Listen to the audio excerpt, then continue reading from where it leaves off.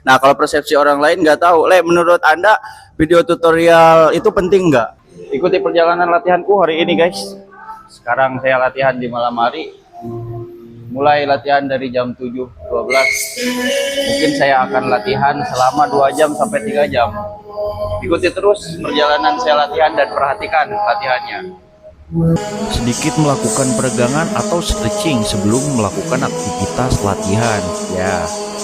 Seperti biasa, langkah pertama yang dilakukan adalah dengan cara pemanasan dengan video berikut tadi. Habis itu saya langsung melakukan gerakan yang namanya cable crossover. Ini dia gerakannya.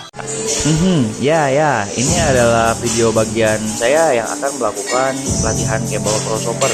Perhatikan baik-baik gerakannya seperti ini. Tapi disclaimer dulu ya, ini bukan video tutorial. Ini adalah video vlog saya yang membagikan pengalaman saya saat latihan. Saya tidak tertarik dengan video-video tutorial untuk membagi-bagikan video tutorial kepada orang lain.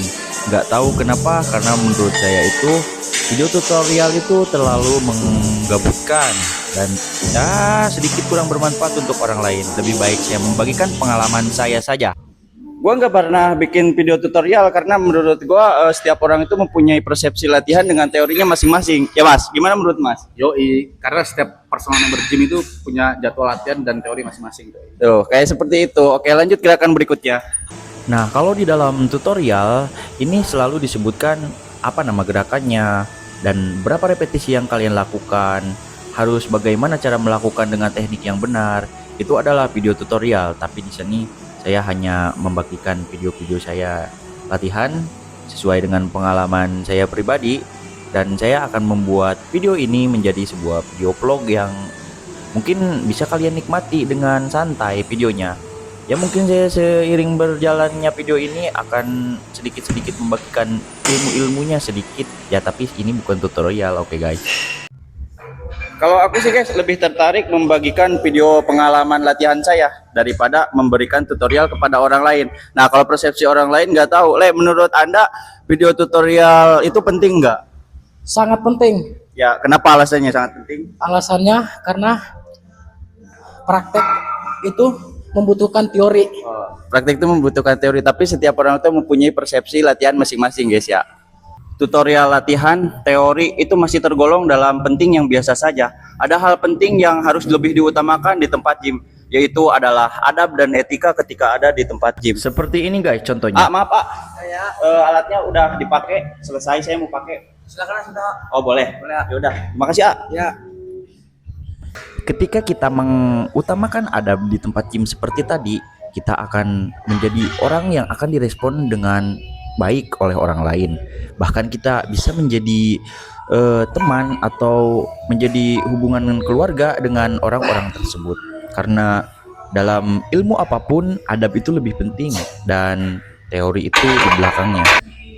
Selain menjaga adab dan etika berinteraksi dengan orang lain, kalian juga harus memahami tentang adab dan etika yang ada di tempat gym setelah latihan membereskan alatnya kembali. Itu adalah salah satu ilmu yang paling penting untuk kalian tetap menjadi member yang terbaik dan konsisten. Dan let's go, kita kembali melanjutkan gerakan latihan dengan beban yang cenderung tidak terlalu berat dan tidak juga terlalu ringan. Kenapa alasannya? Ya, coba kenapa alasannya? Buat kalian yang tahu alasannya, boleh tulis di kolom komentar atau berdiskusi, silahkan ditulis di kolom komentar. Kalau alasan saya, tunggu latihan di clan saya selesai, saya akan menjawab alasan saya kenapa di akhir video. Tapi bukan berarti saya tidak mengangkat beban berat juga. Ada saatnya ketika saya mengangkat beban berat, kemungkinan saat saya melakukan latihan dengan gaya overload, atau saya melakukan gerakan deadlift, squat, dan gerakan-gerakan compound yang lainnya yang akan membuat tubuh saya menjadi lebih atletis dan profesional. Dan ini alasan Karena saya. menurut pengalaman gua pribadi, cenderung melakukan gerakan latihan dengan beban yang kategorinya sedang itu akan membuat kontraksi kepada otot kita semakin terasa dan lebih dominan untuk cepat pegalnya. Dan daripada gua secara pribadi untuk melakukan gerakan latihan dengan beban yang berat akhirnya merusak teknik dan mengakibatkan cedera yang fatal, tidak dapat untuk melakukan latihan aktivitas selanjutnya. Lebih baik aku terapkan dengan pengalaman latihanku sendiri menggunakan beban yang sedang tapi maksimal latihan dengan slow tempo dan range of movement-nya dapat. Kalian yang paham, tolong jangan hujat aku. Kita semua punya teori masing-masing. Padahal tadi sudah melakukan decline, mengapa sekarang melakukan dips? Padahal sama saja, decline dan dips itu melatih otot bawah. Dari segi pengalaman saya melakukan gerakan ini tuh bukan banyak tanpa alasan, karena saya suka dan itu akan membuat dada bawah kalian itu atau dada bawah saya itu menjadi lebih maksimal. Oh ya guys, saya lupa untuk memperlihatkan situasi tempat gym saya latihan seperti apa. Tempat latihannya seperti ini. Hari ini saya latihan hanya dengan beberapa orang saja di dalamnya. Ada sekitar 4 orang. Mengapa begitu? Karena di jam malam seperti ini biasanya suka ramai. Nah, kenapa hari ini sepi? Karena di luar sedang hujan. Di luar sedang hujan, jadi tempatnya sepi seperti ini. Kita latihan hanya 5 orang saja, ya mungkin orang-orang yang dekat dengan rumah dan sepulang kerja mereka langsung datang latihan.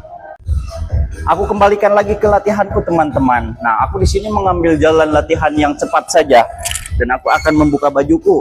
Nah, sebenarnya ini tidak boleh sih. Ini adalah suatu hal yang tidak baik untuk dilakukan di tempat gym. Tapi orang-orang yang ada di sini itu sudah kenal denganku. Jadi aku tidak merasa nggak apa-apa karena mereka sudah memahami dan memakluminya. Aku lanjutkan ke gerakan ini teman-teman. Nah, ini teori umum. Sebenarnya orang-orang setelah melakukan latihan dada biasanya mereka melanjutkan ke latihan tricep seperti yang saya lakukan seperti ini. Tapi tidak semuanya, tidak semua orang. Ada juga yang lanjut melakukannya ke gerakan bicep dan bahkan ada yang menggabungkannya dengan gerakan bahu. Ini semua karena saya melakukan gerakan ini menurut insting saya, bukan karena menurut video tutorial atau bukan karena menurut influencer gym, karena saya suka dan ini sudah saya lakukan selama 7 tahun latihan. Berbagai variasi gerakan tricep aku lakukan hanya untuk membuat pump tricepku. Ada yang sama seperti saya? Coba tuliskan di kolom komentar jika kalian suka menggabung-gabungkan latihan otot tricep dengan variasi yang berbeda-beda. Sebagian orang berpendapat bahwa menggabungkan latihan otot tricep itu kurang efektif. Tapi semua itu dilakukan berdasarkan semua gerakan. Jangankan gerakan yang efektif, bahkan kuli bangunan saja yang setiap hari melakukan gerakan tanpa arahan yang baik, mereka badannya terbentuk dan bagus dan atletis pula. Aku akan menutup dan mengakhiri latihanku dengan melatih otot perut. Nah, melatih otot perut pun banyak variasinya. Bisa seperti apa yang saya lakukan di dalam video ini, bisa menggantung atau bahkan bisa yang disebut dengan namanya sit up. Itu bervariasi-variasi latihan otot perut. Nah, itu adalah sebuah teori. Kalian boleh mengikuti gaya latihan siapapun dan ingat yang paling penting adalah kalian harus melakukannya semua dengan konsisten.